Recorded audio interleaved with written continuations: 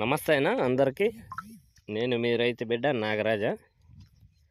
మీరు చూస్తున్న టమాటా చెట్లు మావే అన్న. 46 రోజులైంది.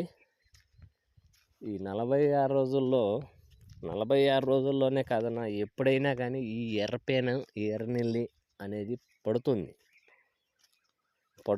ఆకలి కింద ఎర్రగా నచ్చగా పేను లాగా ఉంటుంది. అది కెమెరాకి అయితే కనపడదు, లేకుండా చూపించేవాడిని.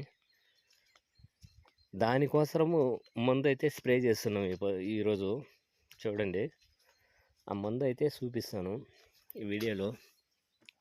రిజల్ట్ అయితే బాగుంటుంది, ఎవరైనా స్ప్రే చేసుకోవచ్చు రైతన్నలు. ఆ ఎర్రపేను మీ టమాటా చెట్లు కంపల్సరిగా ఎప్పుడో ఒకప్పుడు పన్నే పడుతుంది.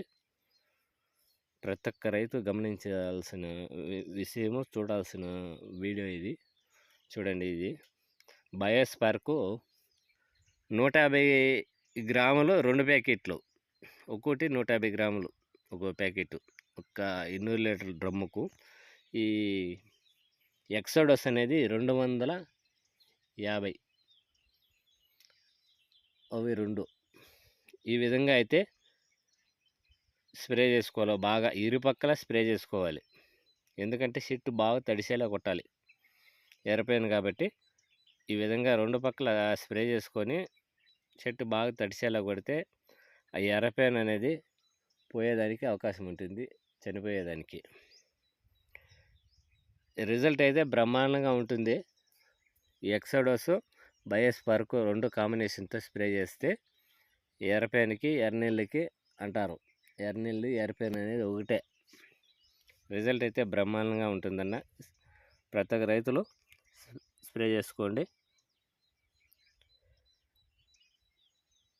ఈ విధంగా స్ప్రే చేసుకోవాలి.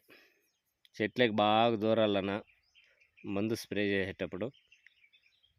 కానీ ఈవినింగ్ టైంలో మాత్రమే స్ప్రే చేసుకోండి. ఎండలు ఎక్కువ, టెంపరేచర్ ఎక్కువ కాబట్టి మధ్యాహ్నం టైంలో స్ప్రే చేయకూడదు.